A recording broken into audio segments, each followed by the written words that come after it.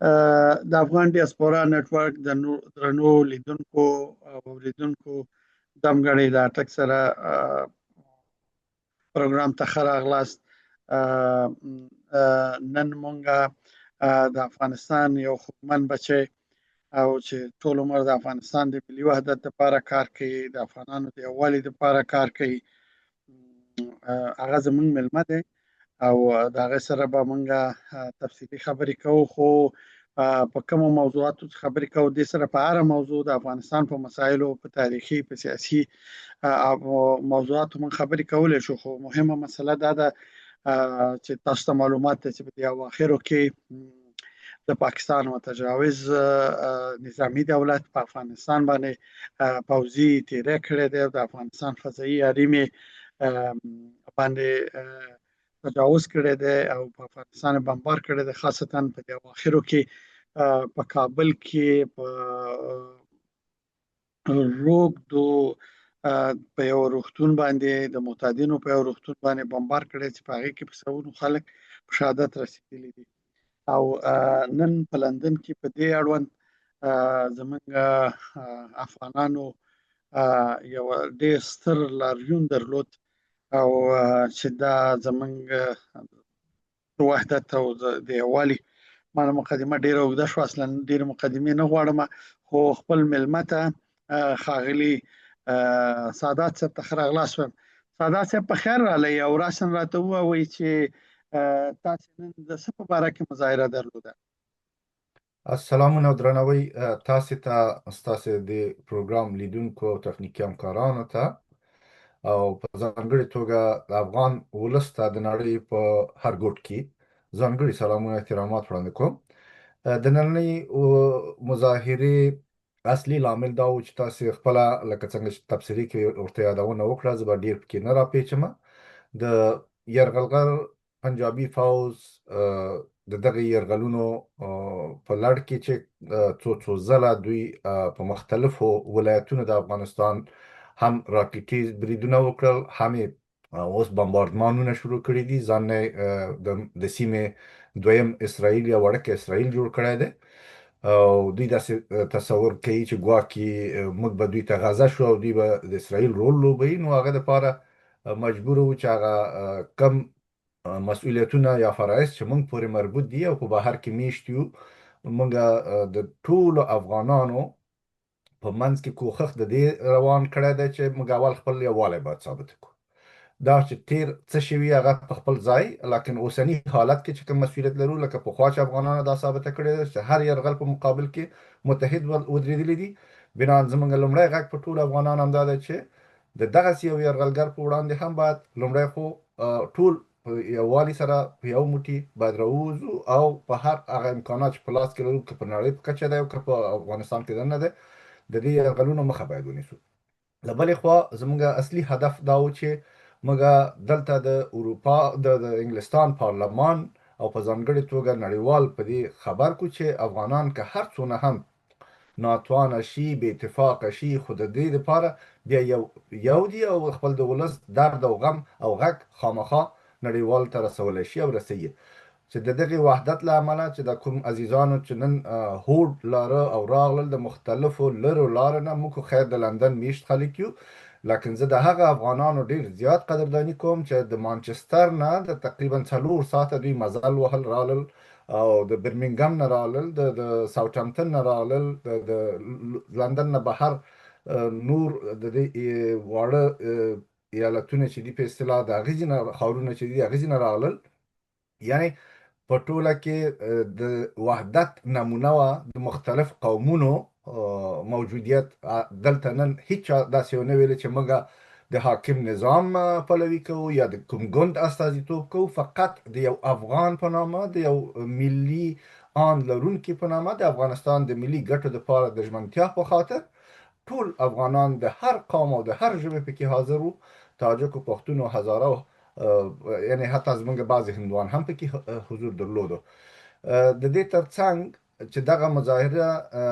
ترتیب شو، البته د اول د ټولو هغه عزیزان په ځانګړې توګه مننه کوم چې د تیرو 2-3 هفتو نه تقریبا دوی په دې باندې کار وکړو، زیار یې وویسته، د ټیمونه سره را برابر شو او موږ دغه وحدت وښود چې دغه اویا ټولنې تقریبا زیات و کم د افغانانو وشو کولای چې په یو دسترخوان په یو ټغر سره کینی او خپل د دغه غم او درد آواز نړیوال ته ورسي. پاچا صاحب ډېره مننه ستاسو د دې ډېر تفصیلي ځواب. ستاسو له عنده په دې کې څومره وګړو ګډون کړی و؟ دغه مظاهره خو ډېره منظمه وه او تقریبا د ډېرو مهمو خبري اژانسونو په دې تبصره مو کړله. حقیقت کې دا دی چې دا یو ملي احساس دی او دا ملي احساس د هر افغان سره شته. او دا چې ما تاسو ته یادونه وکړه چې یو سړی په مثلا بسونه نیولي وو د لرو ښارونو لکه برمنګم او لکه مانچستر په کوچونو بسونو کې په خپلو پیسو باندې راغلي وو. دوی د دې دا ملي احساس و چې دوی دا کار وکړ. او بیا یو ځل بیا هم ځانګړې مننه کوو د دې ټولو نه چې د عامې برخه واخیسته په صداقت او ډېر ښه نظم پکې راوستو. البته دې نظم لپاره زموږ نور ملګري هم دلته په راس کې جناب علمیار صاحب دوی نور علم حکیمیار صاحب دوی ډیر زیار وست په دې برخه کې هم او د نظم او سکیورټي مسایل مخکې نه ترتیب کو او د هغه باندې عملی تمرینات وکړو. بیا نو دلته په عملی صحنه کې هم ډیر ښه رول ولوبل شو او افغانانو په ډیر صداقت سره دا مسایل تعقیب کړل او په ځانګړي توګه چې زموږ خويندې مېندې هم حضور رسوله او دا تر ټولو اړینه په بیا د دوی خويند په اساس زموږ یو خور میرمن بازوان بیا پر سټیج خبرې هم وکړې د پاکستان د کمشنري مخې کې. نو د لپاره چې وخت ډیر کم و مونږ ډیر کوشش وکړو دا محدود ونیسو. خو هغه خواستونه چې د افغان ولس دي هغه مو د پریکړلیک په بڼه البته یو متن الته ولوستل شو. باقي متنونه چې په انګریزي ژبه باندې دي هغه ورته ترتیبات نیولي چې د اروپا پارلمان خپل د برتانیې پارلمان او نړیوال سازمان ته هم دا ورسو ځکه چې دا یو فریضه ده دا چې هر څوک په افغانستان کې حاکمیت کوي او په ارګ کې ناست وي زموږ لپاره دا مهمه نه ده چې دا څوک هلته ناست دي. دا چې په افغانستان یرغل کیږي خامخا زموږ فریضه ده زموږ مسؤلیت ده رسالت ده چې باید دا د دې په مقابل کې راپورته شو غږ وباسو سربیره پر د چې افغانستان خپل انزوایي حالت سره مخامخ ده. هغه د هغه حاکمانو کار ده چې دا خپل کوم پالیسی پر مخ بیایي باید افغانستان د حالت ته وباسي خپل پالیسي کې باید څه نرمښت راولي او ځانونه د نړیوال قوانینو په چوکاټ کې برابر کاندي. البته د افغانستان د ملي ارزښتونو په پام کې نیولو سره خو موږ چې کوم فریضې کوم مسؤلیتونه لرو هغه همدا دي چې باید هرومرو د افغانانو غږ نړیواله کړو. سادات صاحب دا لارښود د کوم ځای نه پیل شو او کوم ځای کې پای وموند او ضمن زه غواړم په دې پوه شم چې په لاره په دې مسیر کې خو څه واقعات جنګ جګړه څه شی مات رامات خو نه شول؟ نه په فضل د خدای موږ چون د نه ډیر په لوړه کچه باندې په هغه وخت کې چې هغه څلور نیم کاله وړاندې جمهوریت سقوط شوی و هم د دې تجارب زمونږ سره وو د پخوانه هم موږ د مظاهرې د دغه ډیر په لوړه کچه باندې چې د نړۍ په کچه سیاسي مظاهره نه و شوی. موږ هغه وخت 11,000 کسان تقریبا شاوخوا راټول کړي وو چې مکمل د لندن د ښار عمومي روډونه پې بند شوي وو. نو دا خو د کې د حدودا شاید د 1,500 تر 2,000 کسانو پورې برخه اخیستې وه نن. لکن فضل د خدای ډیر په امن ډیر په ښه فضا ډیر په ورورګلوۍ او په یو اواز او همدا چې پکې ټول غږ کوو د عامو تر اباسینه د ټول افغانستان یا د تاریخي افغانستان د هر وګړي د غم او درد اواز پورته کېدو او په ځانګړي توګه په دې کې زموږ نور ټیمونه لکه تاسو خبر یاستئ د کوزي پښتونخوا نه هم عزیزانو چې په حساب واقعي افغانان دي زموږ هغه هم برخه درلودله او بیا د پی ټی ام یا د پښتون ژغورنې غورځنګ په استازیتوب د غزوانان او د دوی استازي دوی ډیره ونډه پکې لرله او امن په ډیره ښه فضا کې او ډیره په ښه ورورګلوۍ فضا کې هر څه په ډیر طریقې سره وشو او د دغه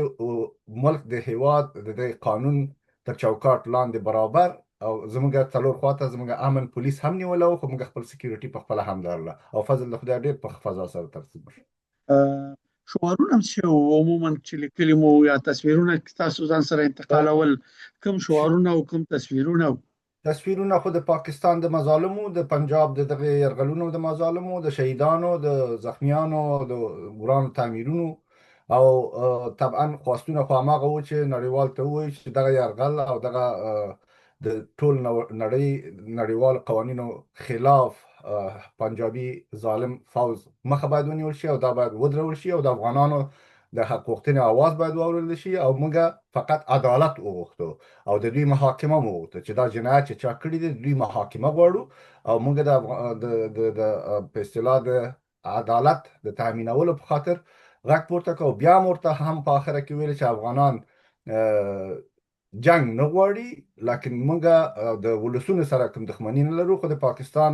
نظامی رژیم خامخایي موږ په تیر 50 کالو کې ځپلي یو، او د نړیوالو پام ورته اړو، او دا غواړو چې د دې مخنیوي وشي د نړیوال قوانینو په رڼا کې. یوه پوښتنه بله مو کوم چې تاسو ولیدل چې په ډیر زیات تعداد کې دا لاریونوال راغلي وو، دغه حرکتونه، مدني حرکتونه او لاریونونه د افغانانو د سیاسي شعور د رابیداره کېدو کې څومره رول لري، او دا څومره مهم دي نن سبا چې منګه نړیوالو ته د فرهنګي ټولنو یا دلته زمونږ د افغان ډیاسپورا د لارې خپل پیغامونه رسو او خپل درد ته رسو؟ حقیقت دا دی چې د هر ټولنې بری په یووالي کې دی، او زموږ ټول هڅه د همدې لپاره روانه ده چې موږ یووالی رامنځته کړو. تیرې کشالې چې هر څه تیرې شوي هغه به په خپل ځای وي، لکن اوس حداقل خپل د یووالي په خاطر باید دا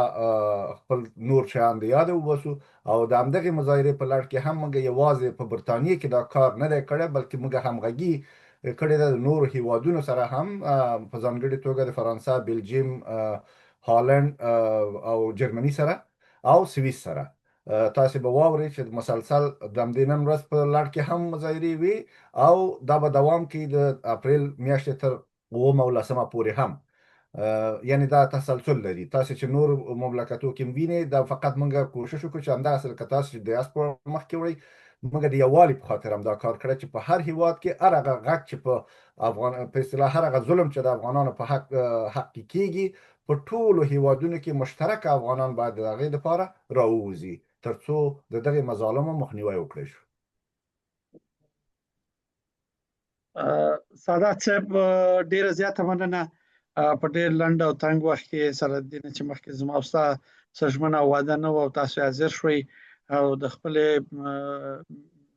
ملي احساس د مخې په دې توره شپه زما سره دا خبرې تاسو وکړلې، ډیره زیاته مننه. هیله کوم دا فریضه ده او دا د مننې وړ نه ده، او د دې شي لپاره خو موږ شپه ورځ چمتو ولاړ یو. د ولس غم، د هیواد غم، د ملي ګټو په اصطلاح ژمنتیا او هغې ساتنه زموږ فریضه ده. تاسو دې راته اباد اوسئ د ټولې کورنۍ سره او د ټولو افغانانو سره د نړۍ په هر ګوټ کې.